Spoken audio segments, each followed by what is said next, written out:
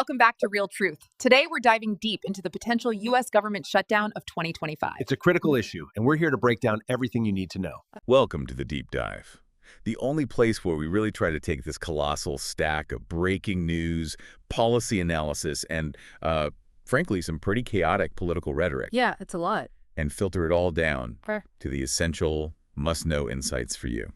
And today we are unpacking a true collision point. I mean, a massive political and economic storm that's gripping the United States right now in late 2025. Right. This isn't just about one policy issue here and another there. It's about, well, the fundamental paradox of this moment. Oh, so? Well, on one side, you've got the immediate domestic catastrophe of a looming government shutdown that paralyzes federal capacity, right? Okay. But on the other side, you have this incredibly aggressive, disruptive global policy agenda. Things like transactional diplomacy, high-stakes military posturing, huge tariffs, stuff that demands maximum coordinated federal strength just to pull off. And our source material is key here. Okay. Because it gets into the nuts and bolts. Yeah. Right? It details the actual machinery of a shutdown, the philosophy behind this really radical new foreign policy, the scope of these aggressive tariffs, hitting everything from chips to, well, movies, and this dramatic crackdown on skilled worker visas. Exactly. So our mission today for you is pretty simple.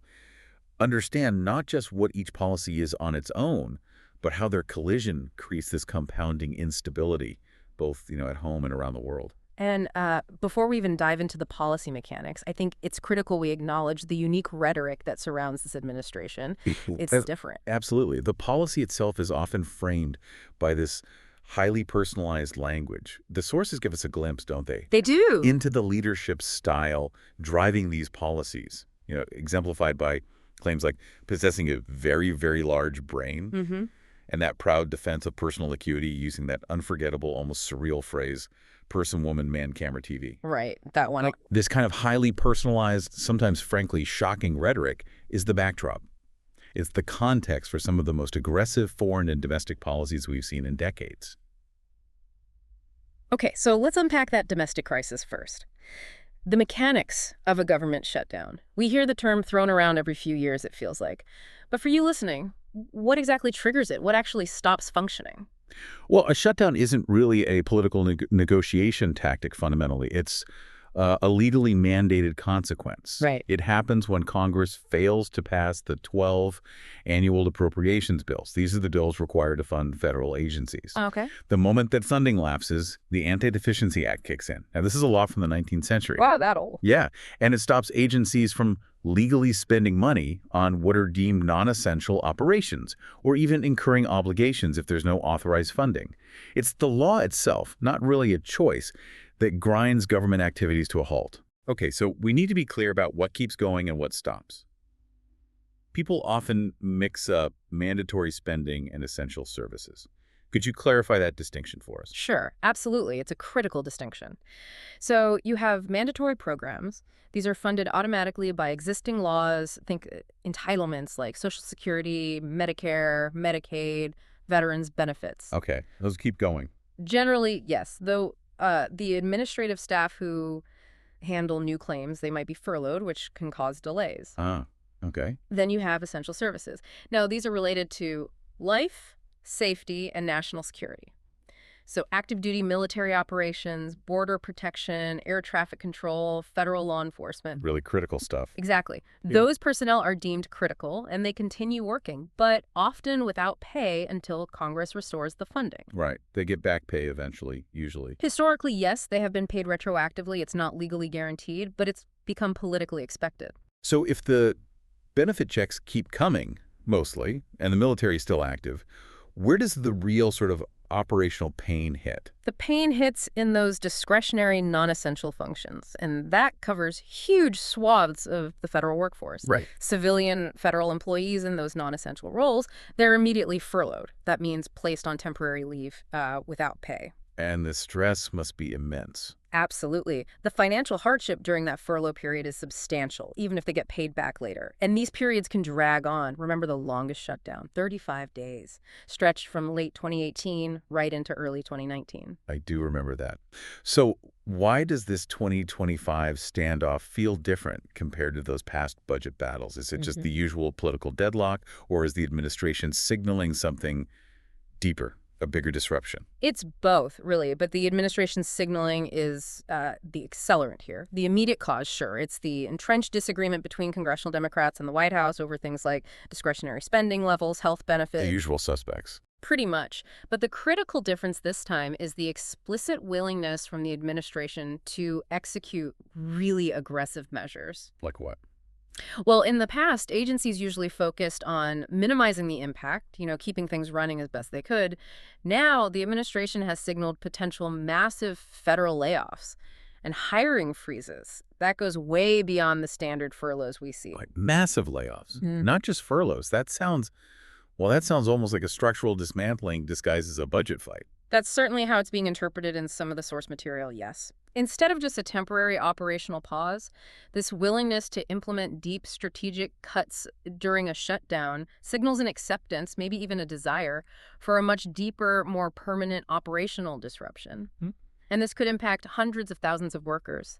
You're talking about a sustained loss of institutional knowledge, of capacity, which is critical when you think about the massive policy agenda we're about to discuss. Okay, so which specific departments are most exposed here? And therefore, maybe least capable of actually executing this aggressive global agenda we talked about? Well, the list is long, and it overlaps directly with the agencies needed for foreign policy execution, where we're talking about Homeland Security, Treasury, which manages sanctions, parts of tariffs. Crucial. Absolutely. The State Department, obviously, for diplomacy. Justice, Commerce, which handles tariff enforcement, economic data. Agriculture, Interior, Transportation, HUD. So core functions. Core functions. Yeah. And critically independent agencies, too. The ones that support innovation, the economy. Think NASA, the EPA, the Small Business Administration, the SBA. They're all highly exposed. So think about it. The very agencies you need to execute these huge, complex, aggressive new policies like state handling diplomatic pressure or commerce managing tariffs, they're the ones operating on shaky funding or maybe even facing layoffs. Exactly. It's a fundamental contradiction. The ambition is high, but the capacity is being potentially crippled from within. Let's bring this down to the ground level. The tangible impacts on the economy, on daily life. Given that essential services continue, is the economic risk really as catastrophic as some headlines suggest? Or are we maybe overlooking some key administrative choke points? Oh, I think we're definitely underestimating the administrative choke points. Yeah. Yes, the visible gaps are there. National parks, museums closing, delays in getting passports or visas processed. Stuff people notice. Stuff people notice, yeah.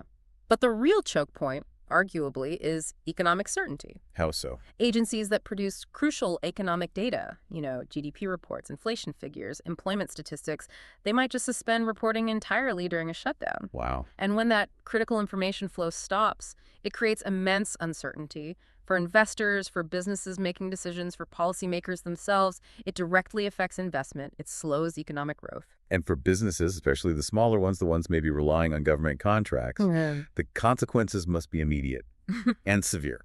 Oh, they are immediate and often catastrophic for smaller firms. The financial disruption is huge, and we have hard numbers from the past. That 2018 partial shutdown, it delayed something like $18 billion in compensation for contractors' goods, services. $19 billion. Yeah. And small and medium-sized enterprises, SMEs, they're particularly vulnerable. They just don't have the cash reserves that massive corporations do. A 35-day payment delay of even just a few $1 million, that can push an SME straight into crisis. Liquidity just vanishes. And finally, the tourism sector. You mentioned the U.S. Travel Association estimates. What was it? $1 billion a week loss. $1 billion per week. Yeah. It's a staggering figure. How does that break down? Where does that loss come from? It's tied directly to the closure of national parks and monuments. But it's not just about the entrance fees people aren't paying. Right. It's the entire ecosystem. Think about the gateway towns around places like Yellowstone, Yosemite, the Grand Canyon. Hotels, restaurants. Exactly. Hotels, restaurants, tour operators, these local businesses rely almost entirely on that federal park traffic. When those gates close, that economic activity just evaporates instantly. It creates this rapid, localized economic depression, hitting thousands of small businesses that have absolutely nothing to do with the political fights happening in D.C. Okay, so we've got this highly unstable domestic situation, right? Rife with potential for operational paralysis. And simultaneously, the administration is driving forward this completely radical, disruptive global policy agenda. Let's pivot to that foreign policy side. What's the core philosophy driving this whole thing? Well, the core philosophy based on the source material is a deliberate and, frankly, profound rejection of the post-World War II international order. A rejection. How so? Sources describe it as literally tearing up the rules of predictable global order, replacing traditional diplomacy, which, relies on mutual benefit, long-term institutional agreements with what's explicitly labeled open bullying. Open bullying. Oh. Yeah. The operating principle is strictly transactional. It boils down to might makes right. The sources even reference mafia-style diplomacy. That's a really powerful metaphor. How does that philosophy actually view global alliances then? It's a stark analogy, isn't it? Because it completely shifts the relationship. It goes from partnership to essentially a protection racket. Okay. The sources highlight that this approach treats global alliances and agreements not as collective security assets, things we build together, but as resources that are just up for grabs. Right. Where America's protection comes at a direct price, often financial. The comparison is made explicitly. It's like the mob makes you pay money for security. So decades of mutual defense treaties, shared interests, that doesn't count unless there's an immediate payoff. According to this view, no. It seems to have no inherent value unless it yields immediate, concrete, preferably financial concessions. And this framing, naturally, means that allies are immediately recast as freeloaders. Precisely. That freeloader view is absolutely central to this. President Trump himself has been completely unequivocal about it. He stated, if allies don't pay what he perceives as their share, would the U.S. offer protection? His answer, absolutely not. You gotta pay your bills. This approach completely sacrifices long-term credibility, the kind you need for sustained geopolitical influence, in favor of these short-term, often punitive gains. So you might win a concession here or there. Right. You might strong-arm Ukraine into a mineral deal, maybe impose temporary tariffs on Canada or Mexico. But the cost is trust. You fundamentally destroy the trust that underpins everything else. Predictable supply chains, collective security responses when crises hit. It all relies on trust. That's the crucial issue, isn't it? Trust. If this transactional nature maybe gets you some short-term wins, what's the long-term strategic cost of constantly tearing up agreements or demanding payment like this? The strategic cost is enormous. It's the destruction of deterrence and stability. How does that work? Well, think about it. When your counterparts, allies, or adversaries cannot trust that America will uphold its security commitments or its trade agreements beyond maybe the current fiscal quarter or the next election cycle, what are they incentivized to do? Look elsewhere. Exactly. They start seeking security and trade stability elsewhere. They begin diversifying their alliances, maybe building redundant supply chains so they're not reliant on the U.S., and crucially, developing their own independent military capabilities, which, ironically, could undermine U.S. power projection in the long run. It sounds like a whole new geopolitical hierarchy is being established under this playbook. Is that fair? Oh, it's a very clear hierarchy described in the sources. America, naturally, is at the very top. Right. Below that level, you have the big players, people like Vladimir Putin, Xi Jinping, Mohammed bin Salman, leaders who either possess credible threats or have valuable resources to sell. They command respect in this system. They command respect because they operate on the same transactional basis, might or money talks. And where do traditional allies fit in? They're positioned below those players, their dependence, their loyalty. It's viewed not as a strength, not as an asset, but actually as a weakness, something to be exploited for concessions. But all of this raises a really fundamental question of governance, doesn't it? If international relations become centered around the personality of, say, Donald Trump, rather than the enduring strength and predictability of U.S. institutions, how can any foreign counterpart, any leader, believe that a deal made today will actually hold after the next 4 years, or even next year? That is the central credibility risk, and it's exponentially worse when you combine it with the domestic instability of a potential shutdown. Right. When policy is defined primarily by the individual leader, stability just vanishes. Foreign counterparts have to assume any agreement made today could simply be revoked tomorrow if the terms or the leader's mood changes. So what do? It forces leaders in Beijing, Berlin, Tokyo, Riyadh, everywhere to hedge their bets, diversify their risks, prioritize agreements with countries that offer institutional certainty, even if that means shifting strategic alignment away from the U.S. In this kind of environment, stability itself becomes maybe the most valuable global commodity. And this aggressive transactional diplomacy, it's not just theory, is it? It's leading to immediate, high-stakes flashpoints around the globe. One of the most remarkable, maybe surprising, is this demand for the return of Bagram Air Base in Afghanistan. Yeah, the focus on Bagram is extraordinarily intense, and it really reflects that transactional mindset perfectly. Yeah. President Trump has publicly warned Afghanistan they must return Bagram, which was once the largest U.S. military hub in Central Asia, or, quote, bad things are going to happen. And the justification. He claims the U.S. gave it up for nothing in the 2021 withdrawal, essentially arguing its strategic value was ignored or squandered. Okay, so what makes Bagram so strategically valuable that the administration is willing to risk confrontation, maybe even violate the 2020 Doha Agreement, to try and reclaim it? Its strategic value is really multifaceted. It combines a unique location, formidable infrastructure, and, frankly, irreplaceable intelligence capacity. Let's break that down. Location first. Location is key. Bagram sits right at the crossroads of South and Central Asia. From its runways, aircraft can reach major geopolitical players, Iran to the west, Pakistan to the east, Western China, all within a matter of hours. It's geographically central in a way few other bases are. And the infrastructure itself, it's not just some airstrip, right? It was built up over decades. Exactly. The infrastructure is what you build when you plan to stay and operate for decades. It's this sprawling, almost fortress-like facility. It has 2 long, heavily reinforced runways. How? One of them is nearly 12,000 feet long. That's strong enough and long enough to handle massive cargo planes, even B-52 strategic bombers. Plus, it contains advanced medical facilities, sophisticated surveillance hubs, all built to U.S. military specifications. It's turnkey, high-end military infrastructure. And the third factor you mentioned, the intelligence value, that seems like maybe the most enduring reason for this demand. I think so. The intelligence value is described in the sources as a gold mine for surveillance and signals intelligence. Why specifically? From Bagram, the U.S. could effectively monitor Russian military movements in Central Asia, track Iranian activity, and gain crucial signals intelligence, SIGINT, on China's massive Belt and Road infrastructure projects that are pushing into the region. No other single location offers that unique combination of logistics and intelligence reach right in that neighborhood. We should probably also address the specific link the administration made between Bagram and China's nuclear program. That got a lot of attention. It did. The rhetoric was dramatic. Trump claimed the base is, quote, an hour away from where China makes its nuclear weapons. Is that accurate? Well, experts cited in the material note the nearest known Chinese nuclear test site is actually over 2,000 kilometers away.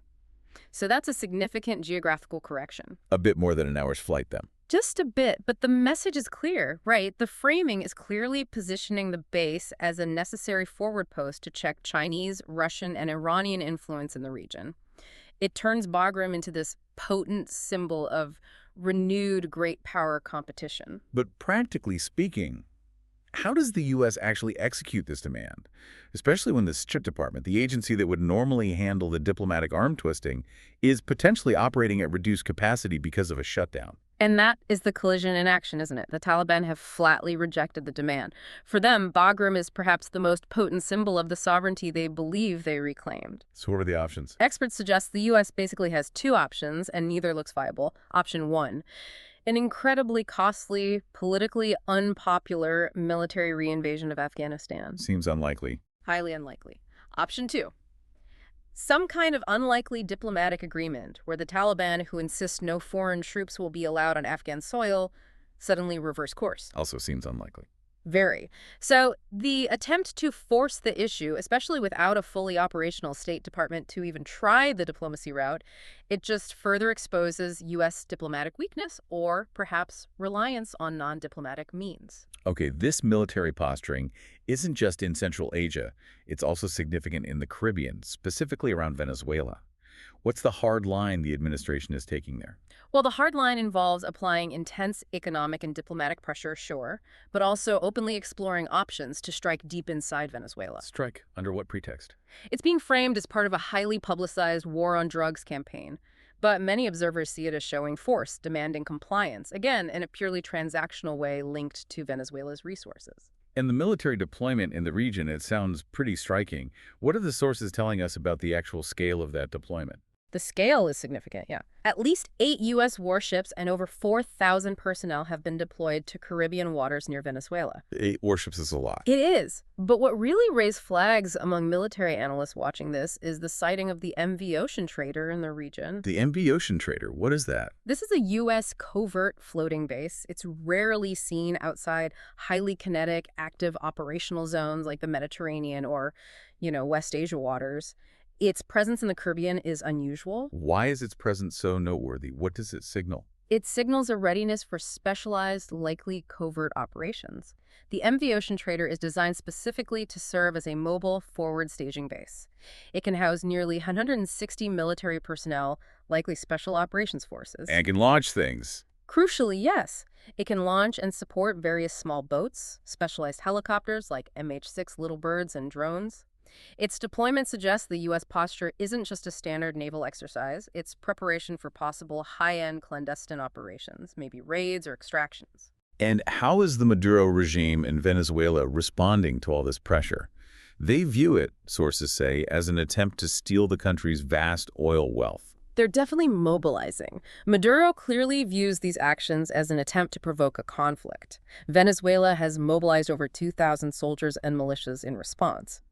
And they're conducting drills. Yes, conducting military drills that notably include Russian-made Sukhoi fighter jets, Su-30s, which are equipped with anti-ship missiles. That's a direct signal regarding the naval presence. And Neighboring Cuba has also publicly condemned the U.S. actions, warning that the Caribbean is becoming a dangerously unstable region, essentially a ticking geopolitical time bomb.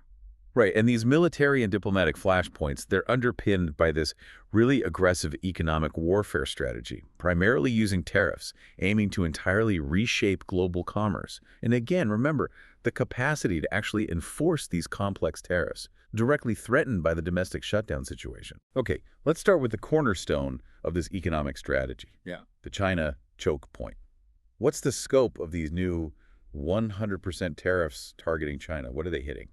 These tariffs are really focused. They target advanced technology goods, specifically things like semiconductors, certain electronics, and crucially, rare earth materials. And the goal? The explicit goal is to limit Chinese technological growth in strategic sectors and ensure U.S. industry dominance, or at least try to rebuild it.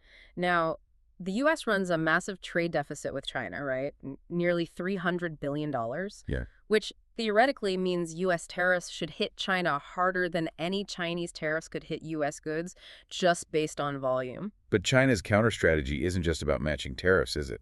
They're attacking the U.S. supply chain directly using those rare earths. That sounds like a unique vulnerability. That is China's real leverage here, and it's a critical threat. China controls something like 90% of the world's known supply of processed rare earth. And these aren't just obscure minerals people haven't heard of. No, absolutely not. They are essential for high-tech U.S. manufacturing. We're talking about components vital for things like precision-guided munitions, electric motors, and everything from EVs to turbines, fighter jets like the F-35, advanced night vision goggles. The list is long. So if China decides to restrict or just outright ban the export of these critical materials, what's the immediate consequence for American manufacturers? Can they switch suppliers? It creates a real choke point, as the sources call it, that cannot be easily bypassed, certainly not quickly.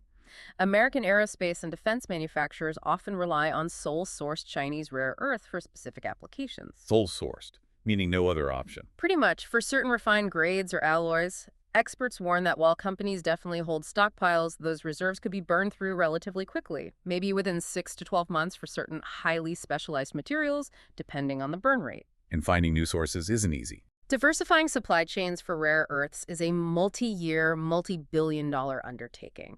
It requires developing new mines, yes, but more importantly, new processing facilities, which are complex and environmentally challenging. So, short-term pain is almost unavoidable if China fully decides to weaponize this control. Okay, moving beyond China now. Let's talk about the broader new tariff landscape that's scheduled to start October 1st. What other goods are being targeted? This new wave is incredibly broad. It hits everything from essential goods to, well, home furnishings. The first major target mention is pharmaceuticals.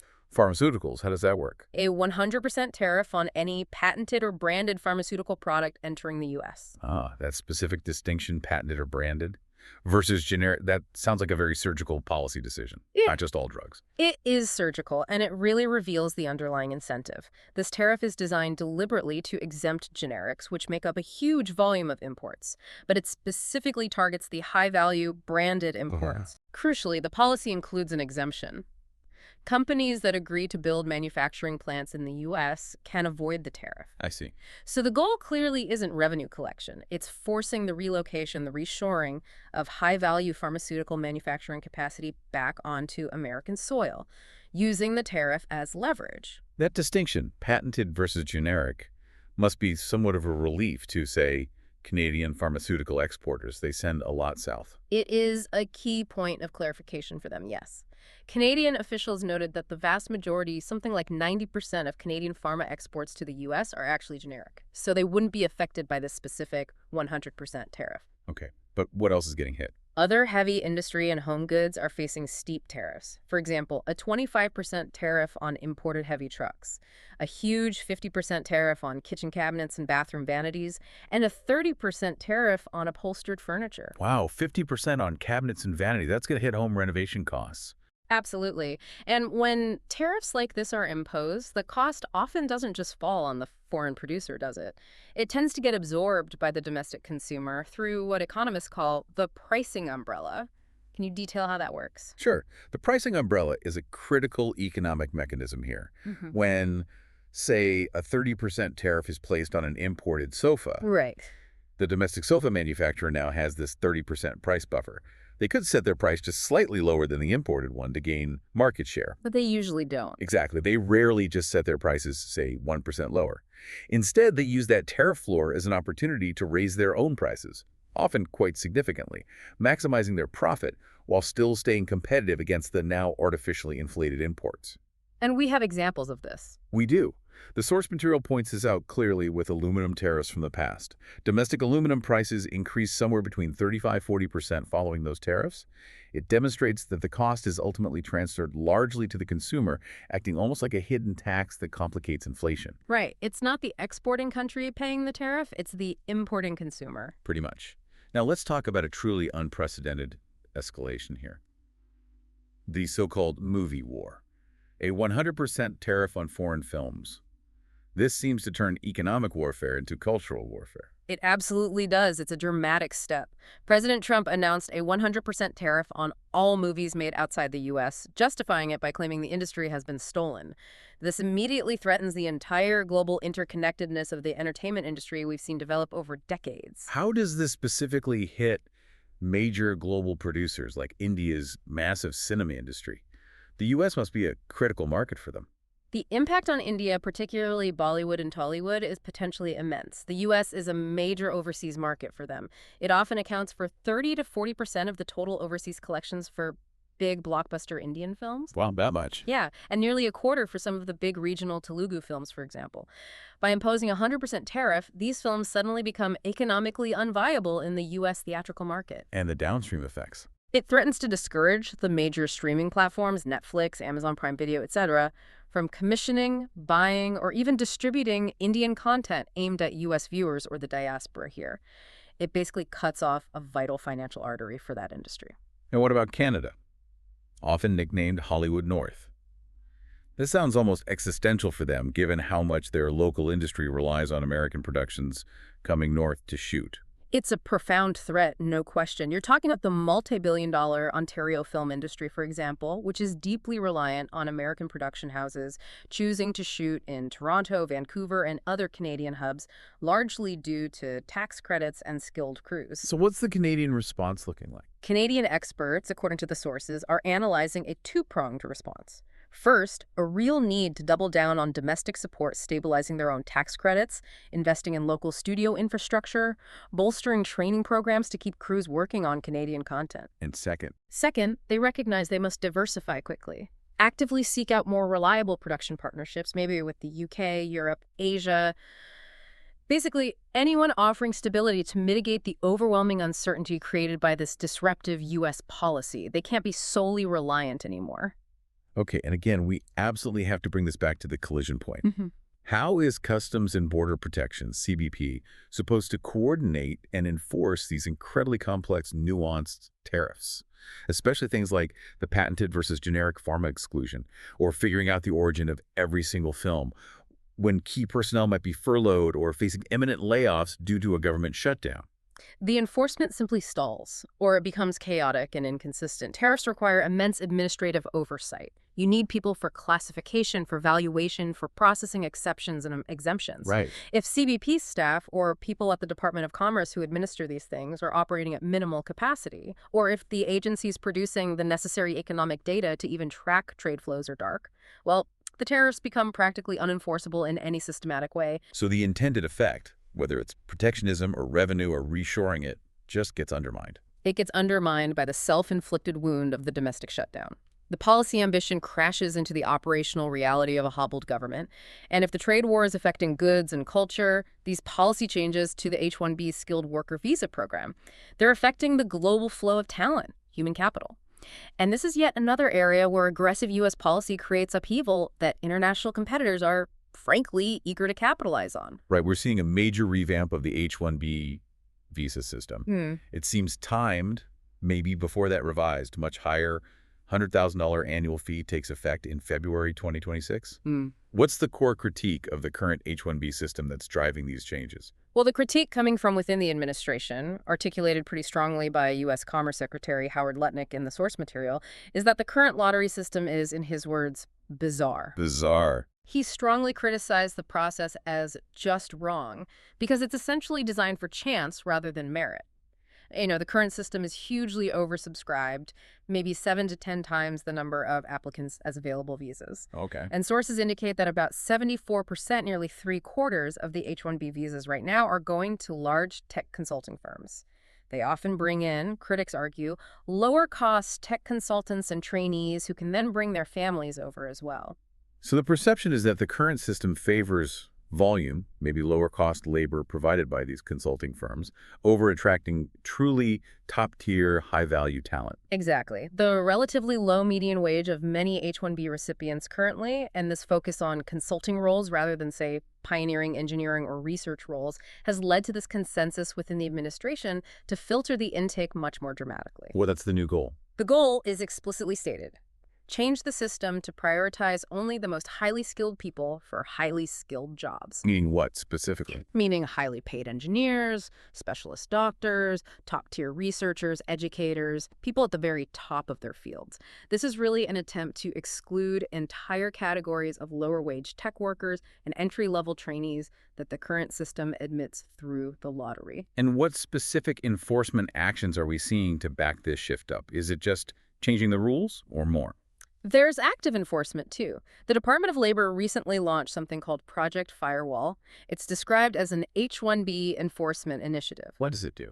It's focused on auditing companies that use H-1B visas, rooting out fraud and abuse in the system explicitly to, quote, safeguard American workers. The message is crystal clear.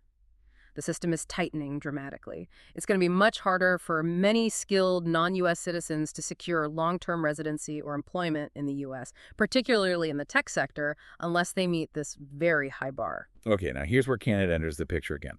They are strategically viewing this U.S. H-1B crackdown as, well, basically a gift, a chance to poach global talent that the U.S. is making it harder for. They absolutely are. And Canadian officials aren't being subtle about it either. They explicitly see the H-1B crackdown as a golden opportunity to snatch skilled workers, as one source put it, directly from the U.S. pipeline. And who are they targeting specifically? The target cohort is, from Canada's perspective, ideal. You're talking about people who are highly skilled, often enterprising, already willing to move internationally, but who are now facing this new uncertainty or outright denial of long-term prospects with a U.S. visa. Right, people who might have preferred the U.S. but now need a plan B. Exactly. This cohort is potentially ready to move. They just need a viable, welcoming alternative. And Canada wants to be that alternative. So how is Canada adapting its own immigration strategy to actually capture this potential flow of talent? Are they making concrete changes? They're reacting swiftly and very strategically. Canada is actively reviewing its national immigration strategy right now, with a revised levels plan expected in about 6 weeks, according to the sources. And this revision takes the H-1B situation into account. Explicitly, yes. This plan is specifically being revised to account for this H-1B cohort potentially looking for options.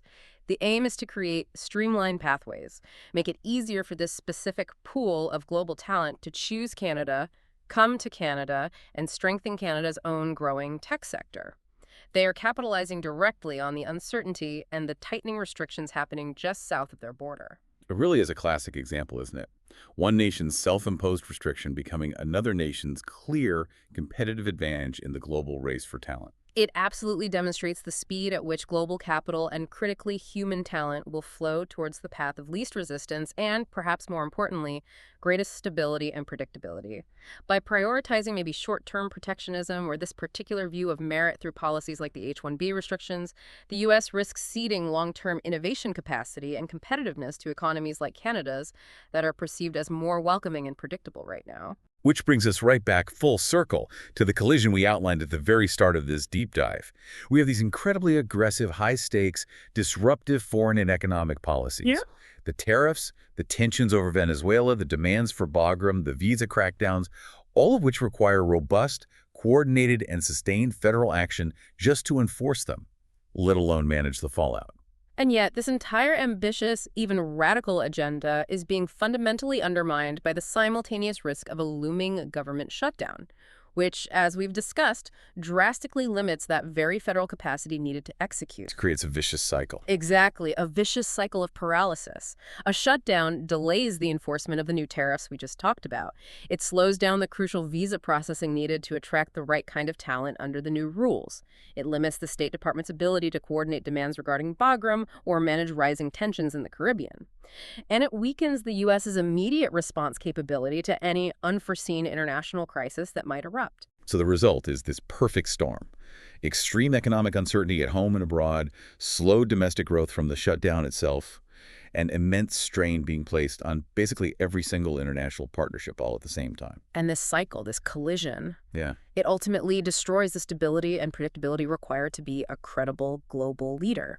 The lack of predictable rules, this constant threat of a purely transactional approach where agreements are always conditional on payment, compounded by visible domestic governance instability, it fundamentally destroys international trust. Yeah. And it raises that crucial question for every counterpart, whether they're friend or foe.